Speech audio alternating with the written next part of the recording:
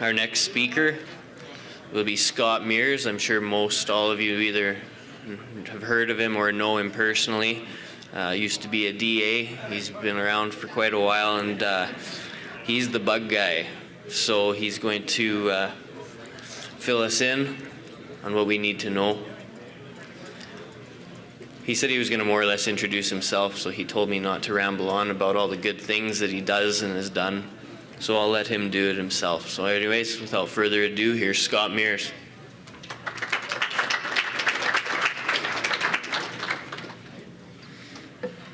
Okay, there, I see that we have half a crowd at least, so that's good. You're going to set me up? As Matt was saying, I would introduce myself. Basically, my role with Alberta Agriculture is to count bugs. So if you follow me on Twitter, it's actually AB Bug Counter, because that's what my program does. And really what we're trying to do is get forecasts for insects so that you have better management information. So that's our role. That's what we do. I do quite a bit of speaking over the winter, explaining what we've found and how to manage what we find. So Ken has asked me to speak to wheat midge. Just before I start, and I know you guys are all half asleep, but you have had coffee, so you're half awake now too. So I'm going to go with a half awake. How many people have had midge grading reports in their wheat? Just a show of hands. A few? 1, 2, 3, 4, 5. Okay, so there's a smattering through the whole group here, okay? So I'm going to go through our forecast, but I really liked what Nevin was saying, is pay attention to what's going on in your own farm, because that midge grading report is your forecast for what's happening with midge on your farm. If you're getting a midge grading report, that means that their midge are there and they're in high enough numbers that it's showing up in your field. So that's kind of a starting point, and I'll come back to that in a bit. But I always start with a life cycle. This is the life cycle of the orange wheat blossom midge, and because the orange kind of is awkward, the official common name now is wheat blossom or wheat midge. They've taken the orange and the blossom out there, because I don't think we have orange blossoms here anyway, but really wheat midge. So the wheat midge overwinters as a larval cocoon in the soil. I'm going to show you we've got some excellent pictures that Shelley Barkley, my technician, has taken. Given proper moisture in the spring, that larva will come out of that cocoon and move close to the soil surface and pupate. And then it will emerge as an adult fly, and it is a true fly, just a really small true fly. And the males will find the females, they mate, and they start laying eggs. The eggs hatch and go down into the developing wheat head and cause the damage, okay? You see on that little fun little diagram there that there's some moisture drops there. Usually after a rain event, the midge drop off of the kernels and move down into the soil and go into the larval cocoon again, okay? There's a critical point in here. If you didn't catch it, I said given enough moisture in the spring, they come out of the larval cocoon. If it's dry in the spring, dry as in dry, you're wondering how you're going to get your crop out of the ground dry, those larval cocoons will stay in the soil, and they won't actually move into the pupal stage. And those midge larvae can remain dormant in the soil for 2 or 3 years. So consider this: if you have a dry year and you have a wheat canola rotation, which is very common now, guess where the midge are coming out the next year? They're coming out in your wheat. So just a thought, something to ponder on as we go through this. Okay, I said larval cocoons. Those are the larval cocoons there on the left. The cocoons are about half a third the size of a wheat, or I'm sorry, a canola seed. To put it in some perspective there, that is a millimeter scale that you see on the top of that picture. those larval cocoons are a millimeter across, and that's what we're washing out of the soil. So that's the overwintering stage of the larva. When they come out, they go into this pupal stage, and then they emerge as a adult midge. This is an adult female midge laying an egg on a gloom of a wheat ahead. You'll notice that it is not very big, okay? And it should remind you of a mosquito, right? An orange mosquito, probably a quarter the size of an average mosquito. And this is a typical pose, head up on the weed head. Okay, so that's important because we're going to come back to some look-alike, kind of a look-alike that you have to be aware of. Okay, so this transition from pupa, or from larva to pupa, is moisture-driven. Okay, the timing of the emergence from the pupa into the adult is temperature-driven. So we actually have a really nice degree day model that we can follow to give you a kind of a read on when the midge should be emerging. And I'm working with our agrometeorology people, so the weather guys within the Alberta Agriculture, and we're hoping to have that live on our website this year. And the reason why we're doing that is it used to be through the Canadian Wheat Board, through, was it Weather Farm, I think? Was it Weather Farm? Weather Bug? The Weather Bug was driving it, but I think Weather Farm was where it was posted. But that's kind of fallen apart, and it's a little hard to access now. So we're going to step in and have that there. Okay, so the adults come out and they start laying eggs. Now, this is kind of the literature from Saskatchewan says that wind speeds less than 10 kilometers an hour and air temperatures over 15 degrees Celsius. At the end of June, guess what? That's kind of a typical evening in late June, early July, right? Nice and warm, a little bit humid, and the wind tends to drop down as the sun goes down. Okay, so I kind of thought that up against the foothills we get pretty cool at night, that would kind of keep the midge from establishing and going well in the foothills, but that hasn't really played out that way. The other thing is I also thought down in southern Alberta that we always seem to have wind, but that hasn't played out either.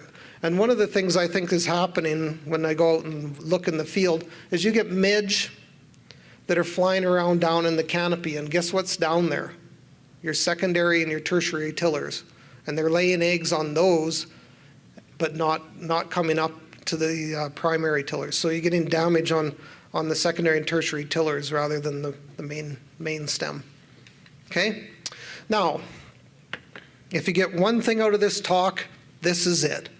Your midge and your wheat have to sync up for you to get damage. Okay? If the midge come out after the wheat is susceptible, so past the susceptible stage, and I'm going to go through that, then you don't get the damage. Okay? Now, why is that important? Because that is a major thing you can control with your seeding dates and your variety choice, and we're going to come back to that. So what is the susceptible stage of your wheat? Anytime the head's visible, so I think you've commonly seen this where the wheat is about to poke its head out and then the boot splits and you can see the head through the side of the boot. It's susceptible then, okay? All the way up to anthesis, when those anthers come out, okay?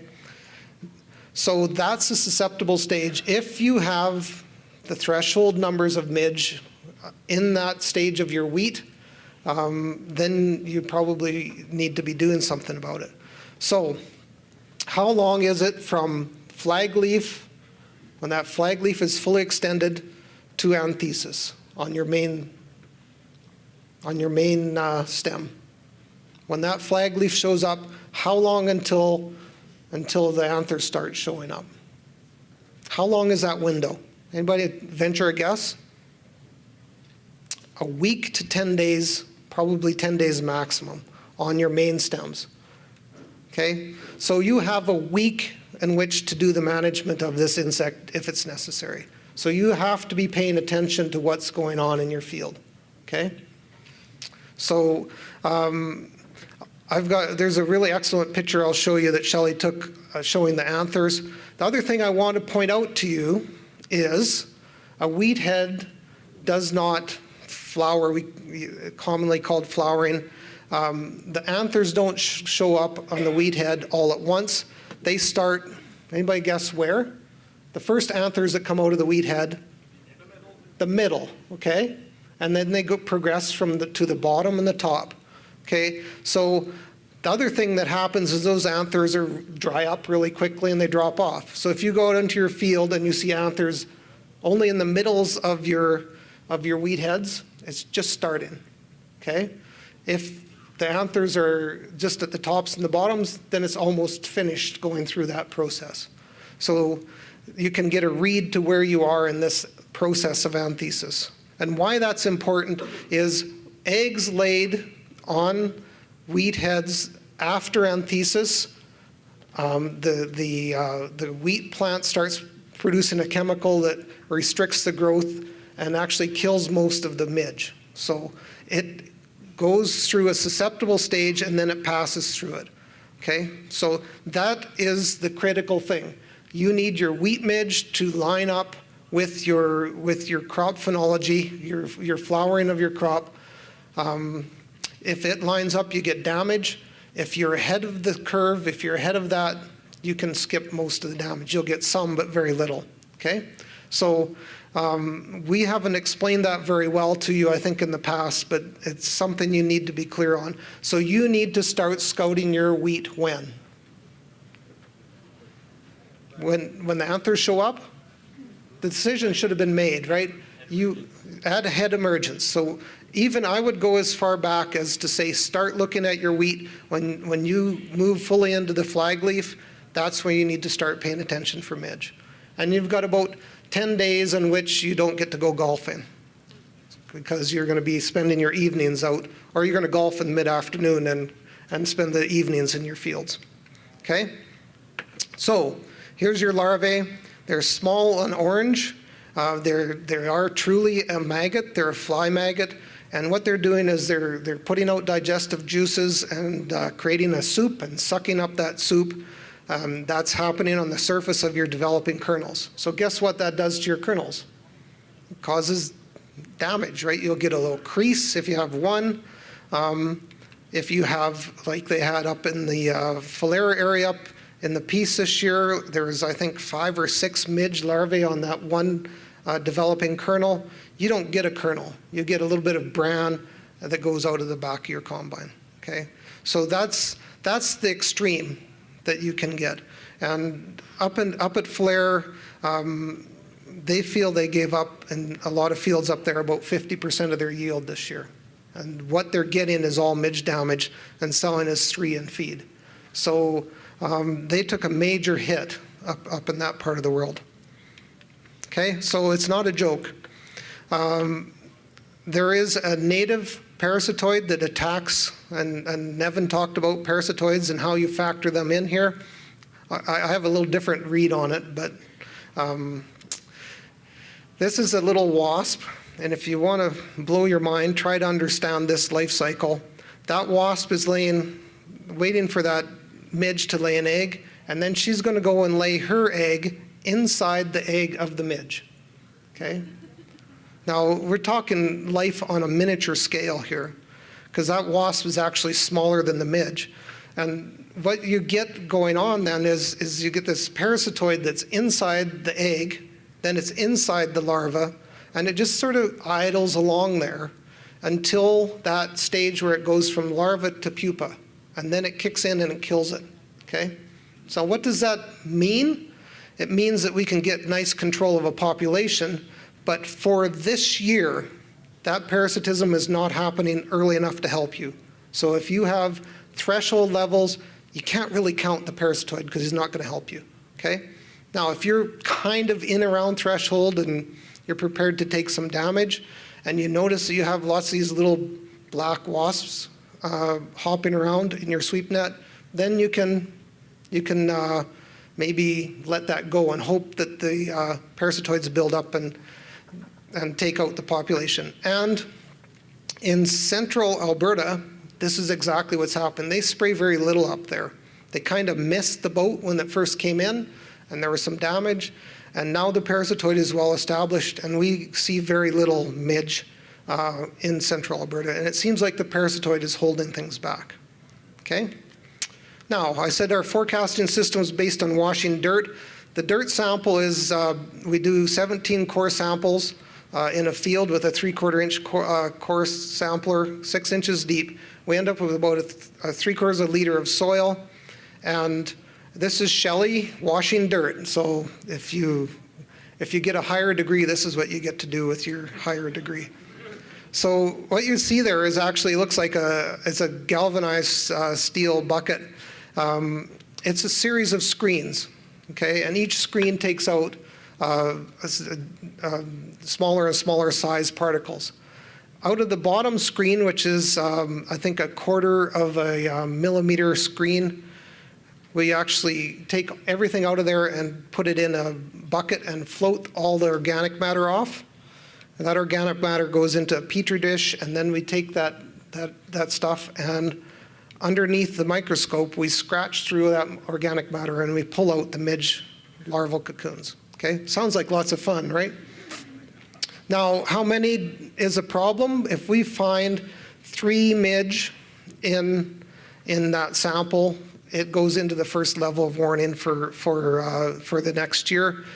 5 is the higher level. In the piece this year, we had a sample that had 80.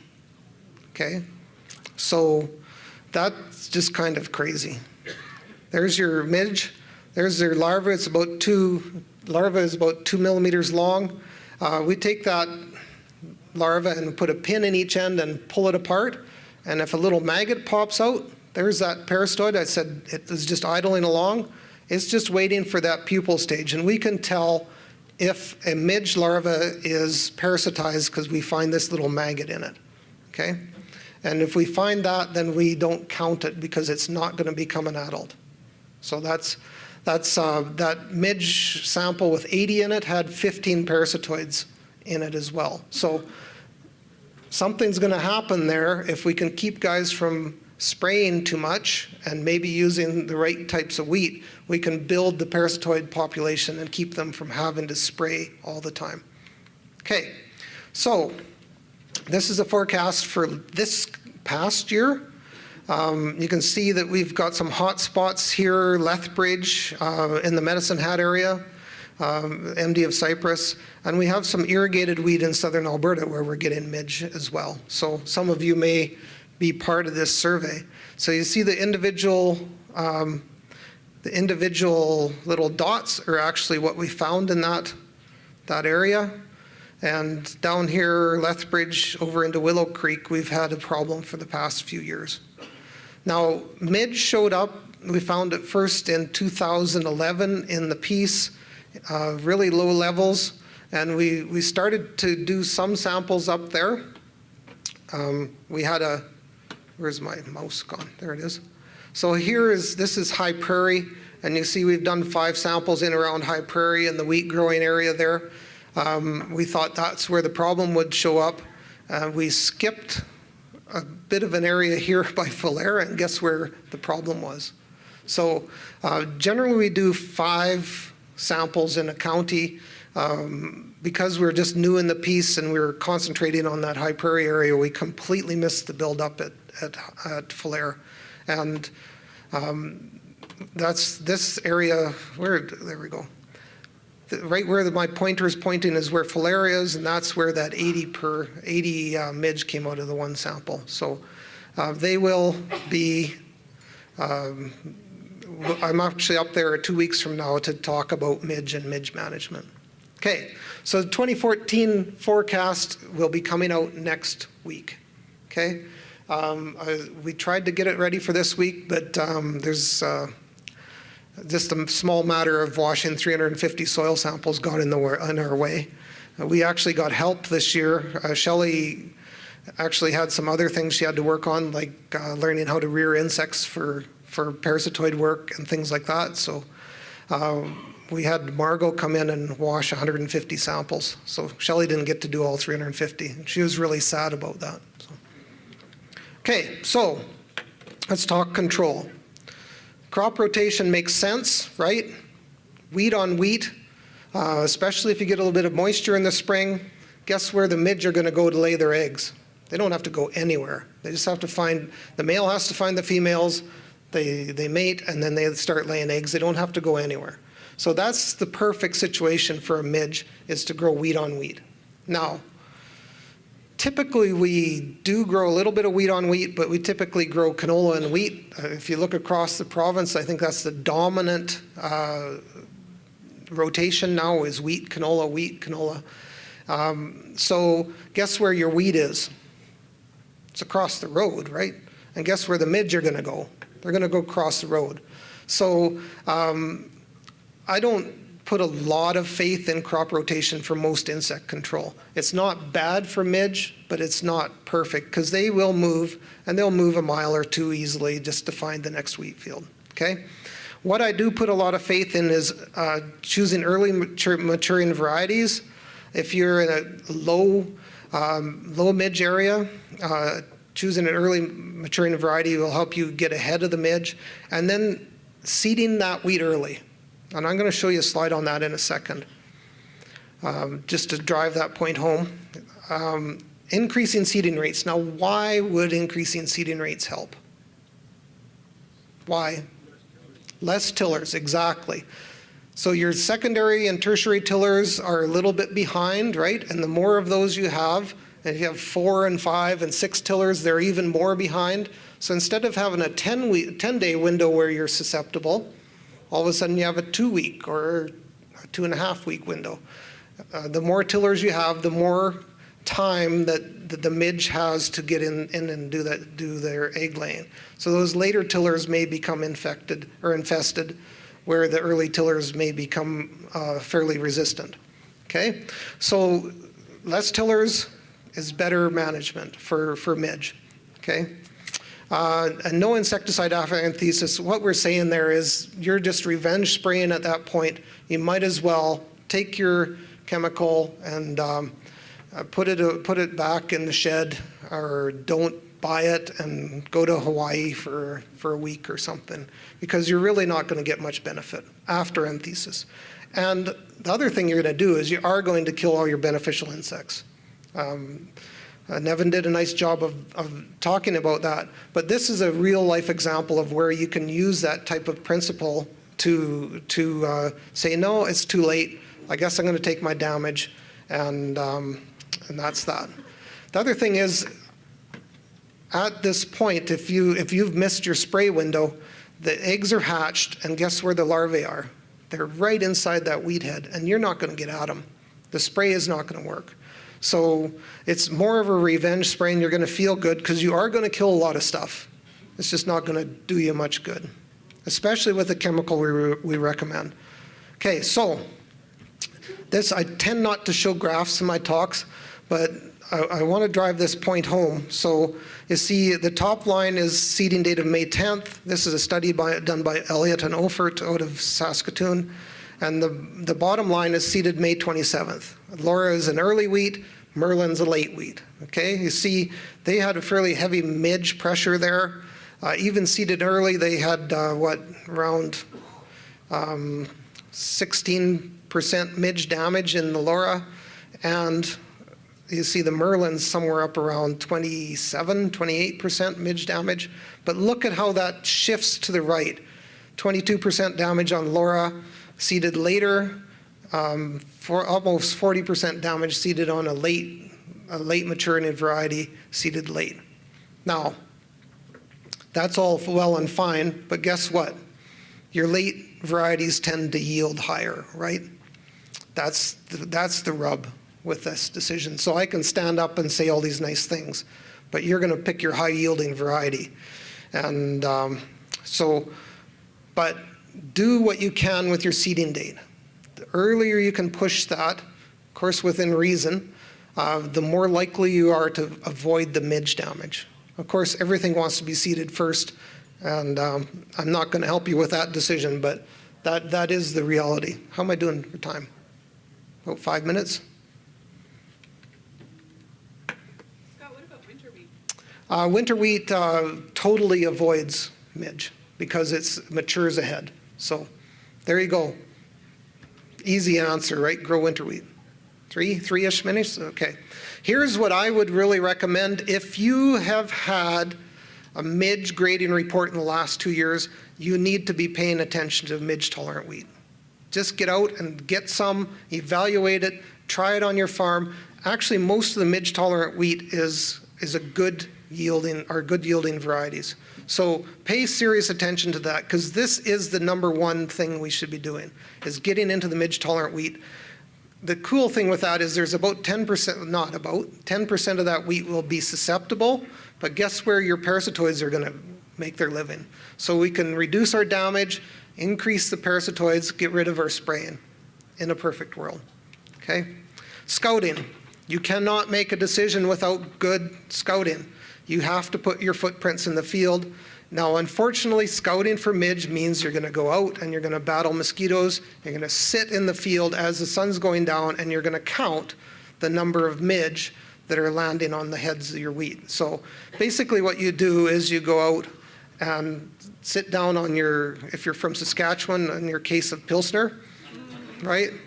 And you pick 10 heads and you count the number of midge that light on those 10 heads. You turn 90 degrees, do it again, turn 90 degrees, do it again. Do that 3 or 4 places in your field. Now, I just spend a minute on how you're going to pick which field to do, because you probably have 3,000 to 5,000 acres of wheat, okay? That field that had the midge grading, number one, everything around that is at risk, okay? That field that's low, high organic matter, high clay, tends to stay wet, perfect conditions for midge, those are your priority fields, okay? We've been playing with pheromone traps to indicate the midge activity. You marry that with the expected emergence from our growing degree day models, and you can actually kind of decide when you need to be spending your time, okay? Now, you also want to be paying attention to your crop. Is it at the flag leaf stage? That's when you need to, are these things matching up, okay? You're going to come across other flies that are orange. The difference between this fly on the left and the midge is the midge looks like a mosquito. This little orange loxanid is actually quite a bit bigger, but it looks like a house fly, okay? There's your, okay, here's our thresholds. I'm glad to see that Nevin used the same threshold as I did. That's always good. If you're concerned about grade loss, because sometimes the grade loss is enough to pay for your spray operation, 1 midge and 10 heads. And that's not very many.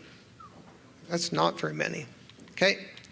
And just a couple, I'm not going to spend a lot of time on this, but what I will say is use chlorpyrifos. So the Lorsban, New Phos, there's half a dozen of them, because it kills both the adult and the egg. This is a tough chemical. It kills everything in the field, okay? So when you make the decision to spray, you're going to kill everything. So I think that's all I had. I just will say that you'll get your best results from evening application, and use your thresholds, get out in the field and do your scouting. So I think that's all I had, yeah. Questions? It's a quick blast through, yes. It looks like the timing is pretty much on par with spraying for fusarium. Is it possible to tank mix fungicides? Yeah, the rules on tank mixing, of course, have been lightened up on. As long as you talk to your companies and what you're mixing and they say it's good to go, absolutely. In fact, the timing is really close. So if you're finding midge and you're doing your fungicide for fusarium, it's a good choice. Yeah, good question. Thanks, Ken, for reminding. Yeah. Hi, Scott. Just a quick comment. Since I do farm in eastern Saskatchewan, we've battled midge quite a bit. And one of the tricks we do for scouting is we get pieces of cardboard. We put some used oil on it and put it on a stake. during the flag leaf stage Okay. and try to monitor which fields have the highest counts. So you go out, put them out in the early evening, and then the next morning you go and check to see how your tar paper cardboard, how many wheat midge have flown into it and stuck to it. So it's just a little trick that Awesome. we do. That's awesome. Yeah, good stuff. We're going a little higher tech because there's now a pheromone out that we can use, but yeah, same idea, just to show when the activity's starting. So that's great. Yeah. Is there any benefit in fall tillage? If you've Benefit had to fall midge? tillage, probably not. Yeah, they're so small that you're really not going to disturb them much. They're just, yeah, I doubt you'll get any benefit from fall tillage. And has no-till increased the midge? Again, probably not, right? It's, when tillage, if we actually kill some stuff with the tillage, guess where your beneficials are too? So you're killing your beneficials at the same time. So unlikely that the balance will work in your favor. This is not, there are a couple insects that we think may be related to reduced tillage, but this isn't one of them. So Years ago, we didn't have midge, did we? that's right. Midge is new. What happened with midge is it is an introduced insect, and it's just made its way across into the prairies, and now it's made its way into Alberta. So it's a new introduction. So it's just the luck of the draw. So really don't think it's related to tillage. It's more related to, yeah, now it's here. So in fact, we when we're sampling, we find midge in all kinds of situations. The high tillage, low tillage, we find it everywhere. So, yeah. Any other questions? Matt's trying to give me the hook here, so, okay.